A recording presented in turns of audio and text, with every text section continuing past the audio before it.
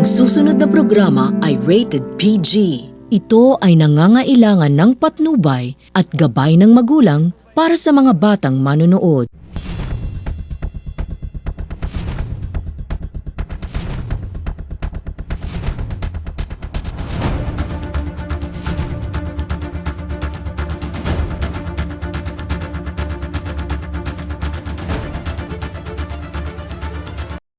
Okay, welcome sa ating programa One-on-One with Chris Sanji. Kamusta po mga kalalawigan? Balik tayo dito sa atin sa Laguna TV6 Ipagsabi.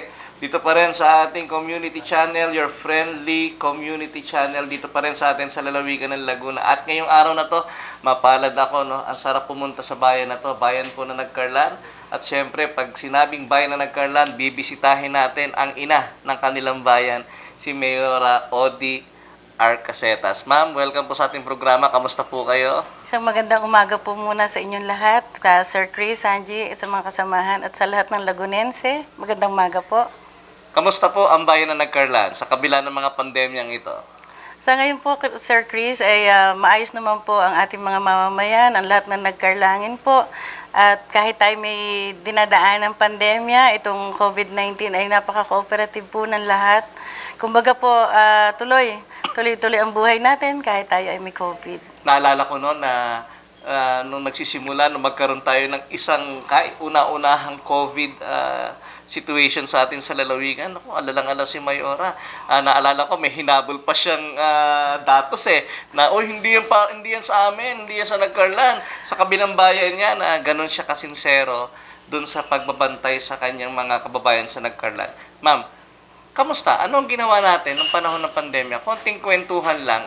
From the start, ano yung mga ginawa natin? Ito po yung ginawa namin mga good practices sa Nagcarlan. Unang-una, nung tayo pinatawag ng ating mahal na gobernador na kailangan tayo ay magpulong at ipaghanda ang lahat ng mga chief executive, lahat ng mayor, ay nakipag-ugnayan agad po ako sa ating PNP, sa ating kapulisan. At nagbuo po kami ng Interagency Task Force Nagcarlan upang maihanda. Unang-una po, checkpoint. Lahat ng ating mga kasama sa barangay, itong ating mga BERT, yung Barangay Health Emergency Response Team, upang makipag-ugnayan po sa atin sa LGU. Okay, mahirap. Siyempre, first time natin. Pare-pareho tayong first time na ngayon tayo na-handle natin itong situation na ito. At naging maganda naman ang sitwasyon ng pag-handle nyo sa inyong bayan. At sa katunayan, talagang tayo naman sa lalawigan ng Laguna ay going down na, no? As of today, ay wala na tayong 500 na may kaso dito sa atin sa lalawigan ng Laguna. Balikan natin Nagcarlan. Ang Nagcarlan ay kilalang pasyalan ng ating mga turista, local man o foreign tourist natin. Kamusta? Paano natin nasabihan, oy, bawal muna kasi may ganito kaming status, MGCQ kami or GCQ. Paano natin pinaalalahanan ating mga kababayan?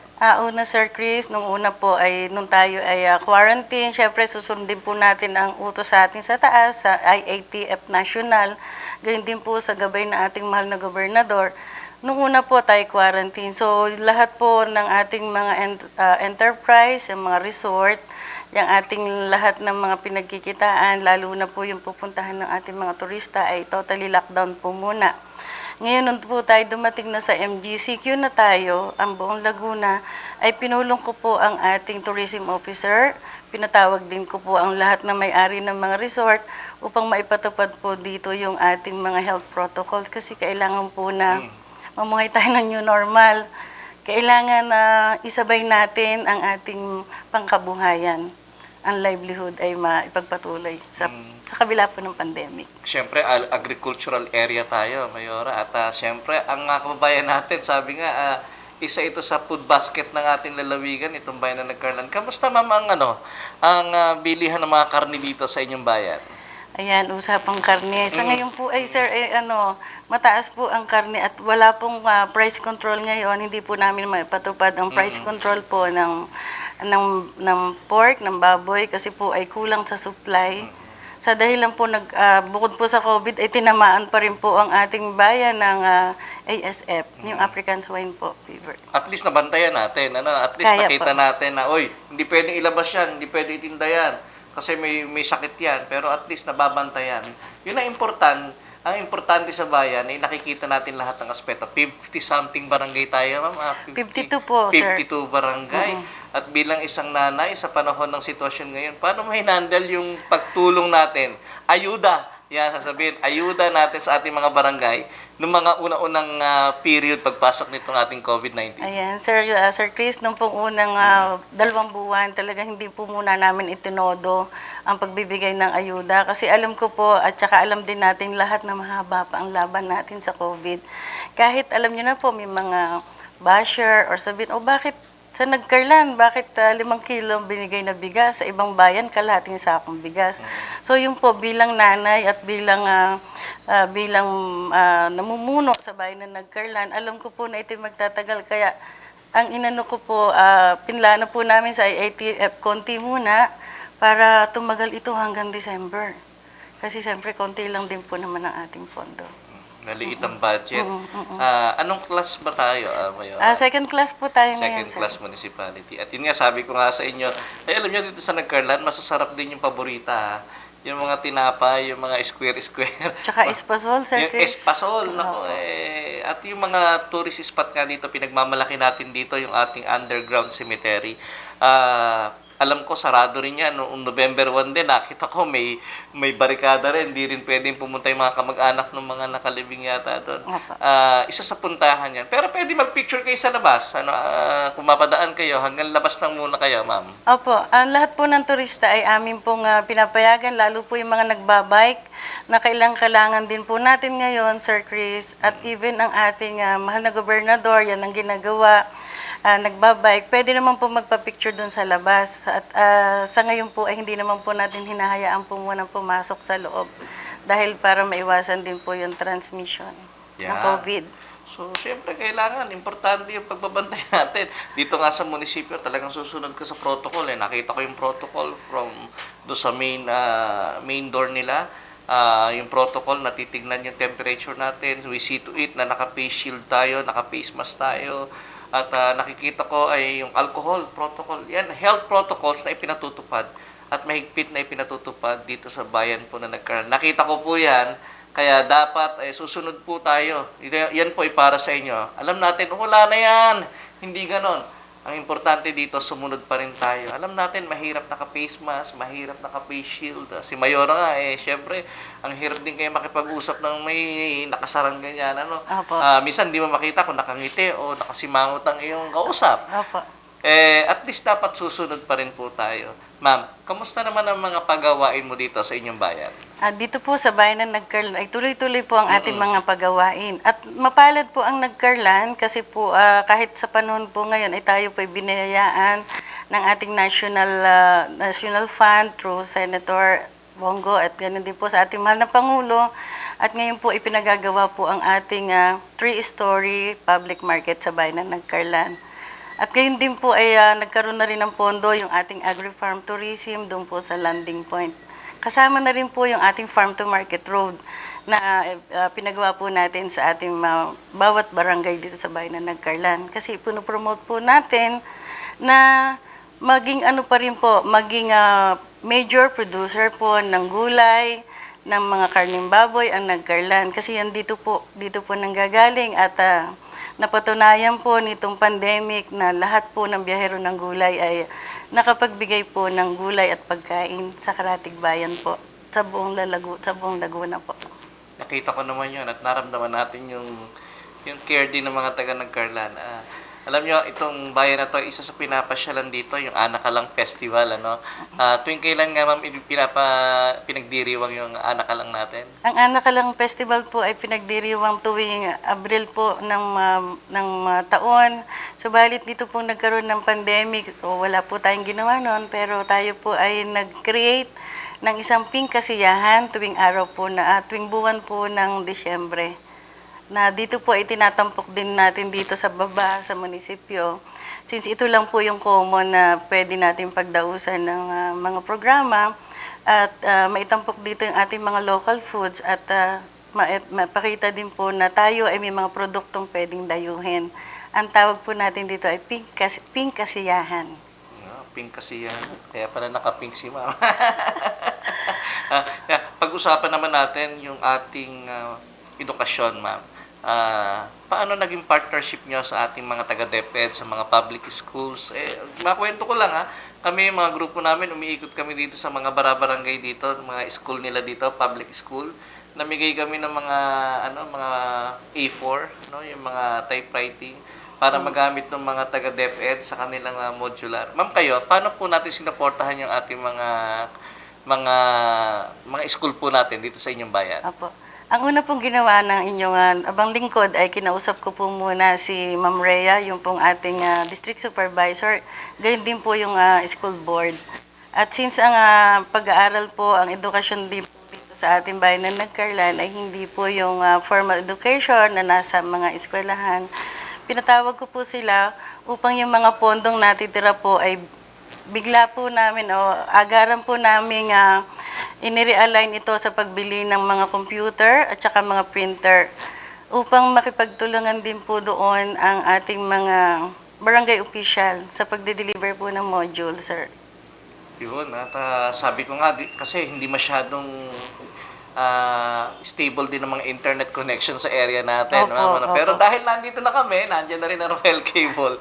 Susunod na yung inyong mga pagpapalakas namin ng internet namin dito, internet connection namin dito. Ma'am, kaya ako natanong yon, malaking role ang ginagampanan ng social media ngayon. At alam mo naman, sabi mo nga kanina, halos lahat nga dyan na ginagawa ang communication Yung mga activities natin sa pamahalaan panlalawigan, kami po nila Governor Ramil, yung mga programa namin through social media na, pagpapatawag namin ng mga scholars namin, pag nagbibigayan po ng tulong o yung mga allowances ng mga scholar through social media na rin po, yung po mga panawagan namin, pag po isasara namin ng ospital at may disinfection ng ospital natin, talagang social media po ang ginagampanan natin. Kaya alam ko, kayo din, ganun din ang ginagawa nyo dito, ma'am. Opo, Sir Chris, talaga pong napakahalaga ngayon ng social media. Even po tayo, mga hindi na umabot sa ganitong edukasyon, ay talagang kailangang sumabay upang maiwasan po talaga yung transmission. Kayo, hindi nahirapan ng mga via Zoom meeting. Nung una, nag-a-adjust siguro din kayo, ma'am. Sir, nung una nag-a-adjust din po at saka kagaya ng mga department head, IATF, even po yung mga barangay officials, sasabihin ko sa mga kapitan at saka sa mga konsehal, mga konsehal, kailangan tayo sumabay kasi para hindi tayo lagi nagmi-meeting ng mga personal meeting. Opo. Ma'am, yung inyong pangalan ay may acronym ODY. Nabasa ko dito, going here, ay may acronym, may mga nakalagay. Ano nga yung letter O? Ang O po ay organisado. Ibig sabihin, organisado, planado, di ba? Pag sinabing organize, ano ba nakapaloob dito, ma'am? Actually, Sir Sanji, yung pong pangalan ko ay Lourdes. Tapos po, yung aking nickname na mas kilala akong OD. ODY, organisado, determinado, yayabong, ang bayan na Nagcarlan. Yeah. So, napakasimple, no? At kung basta determinado, no? Ang importante dito, yung determinado, pinakamasarap na pakinggan dun Kasi yun ang parang yung sarili mo, challenge mo yun sa sarili mo na kailangan, magtrabaho ka. Kung gusto kumain, kumilos ka. Namimigay naman ng pamahalaan ng mga pananim din, mga vegetable seeds, pwede rin kayo, basta masipag ka lang dito, mag-alaga ka ng mga natin. Yan mga inaalaga ang hayop natin. Yung baboy, mga kambing. Dito nga sa Nagcarlan, dito kami nakakabili, ma'am, ng kalabaw, di ba? Opo, yan talaga yung kultura at matagal nang ikinabubuhay ng mga kababayan natin na dinadayo po dito yung karning kalabaw.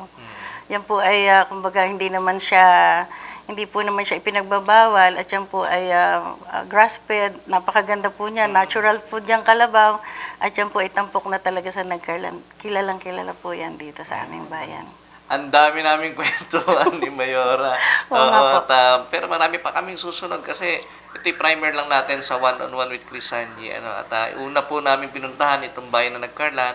Susunod ko po ay ang bayan ng Liliw at bayan po na iniikot ko na po ito. Talagang visito it from Monday to Wednesday. Naka-schedule po akong iikot sa mga bayan-bayan. Makikipagkwentuhan po sa ating mga punong bayan at punong lungsod. Pagkwento sila kung ano yung mga ginagawa nila. Ma'am, ano pa ang plano nyo for this 2021? Ang plano ko pa po dito this 2021 ay turuan ng ating mga kababayan sa umpisa po dito sa magmumula po sa LGU. Mamuhay tayo kasama si COVID at turuan din po natin sila na mag-ingat. At kahapon po katatapos lang ng aming meeting ng IITF, dinadagdagan po namin ang ating isolation. Yun po yung aking plano na yung kailangan meron tayong i-isolate, treat, kailangan i-treat natin ang ating mga kababayan. Number one yung isolate. Kasi kailangan pagka ang ating kababayan ay suspect na sa COVID, kailangan din na muna sila pupunta sa bahay. Kailangan ako magpapa-identify po dito ng isang lugar na madagdagan ng isolation. Kailangan i-treat at lagyan ng pondo pa po yung ating sa health, sa RHU. Yung contact tracer mo, ilan dito, ma'am? Ditong huli po, may contact tracer tayo sa tulong po ng DILG at saka RHU. Umabot po ito ng mahigit na 75% po. 75, kaya yoy, babantayan kayo niyan. At sana makipag-cooperate po pa rin ng ating mga kababayan na hindi po biro itong kinakaharap natin. Gusto ko yung sinabi mo, mamuhay tayo na naandyan lang si COVID. Parang ubo lang ang dating, ano? I-handle mo ng ayos yung ating ubo. Okay? So sa inyo po lahat, ma'am, nasa inyo po pagkakataon sa ating mga kababayan sa lalawigan ng Laguna, sa bayan po na nagkarnan, sa inyong ikatlong distrito, ano? Ito yung third district ng lalawigan eh. Ma'am, nasa inyo pagkakataon na mensahe po sa ating mga kababayan. Una po sa lahat, ako'y nagpapasalamat po kay Sir Sanji at sa grupo na nandito upang may hapahatid po ang mensahe po na inyong lingkod. Ako po'y nananawagan sa lahat nating kababayan, sa Nagcarlan, sa Laguna at sa buong Pilipinas na maging normal po sana ang buhay natin, wag po tayong matakot. Sundin lang po natin ang ating health protocols. Gayon din po, kailangan natin ipagpatuloy ang ating buhay na kasama si COVID at patuloy po tayong lalaban sa COVID. At una sa lahat po, alagaan ang ating sarili, sundin ang health protocols, palakasin ang ating immune system upang tayo po ay magwagi at manalo laban kay COVID. Ayan, salamat Mayora sa oras na binigay mo. At abangan nyo rin po yung ibang programa namin na makakapiling din natin si Mayora Odi para makipagkwentuhan naman doon sa iba nating host. Sa atin pong mga kababayan, tama po yung sinabi ni Mayora Odi, kailangan yung disiplina sa ating sarili, number one yan. Kasi kapag pinabayaan natin yung disiplinang yan, magsasuffer ang pamilya natin. Kaya kung ayaw natin magsuffer ang pamilya natin, disiplinahin natin ang ating sarili. So dito pa rin sa atin sa Laguna TV6 ay lagi po natin ipagsabi, manood po kayo ng one-on-one with Chris Sanji. Pagpalain po tayo ng pong may kapat.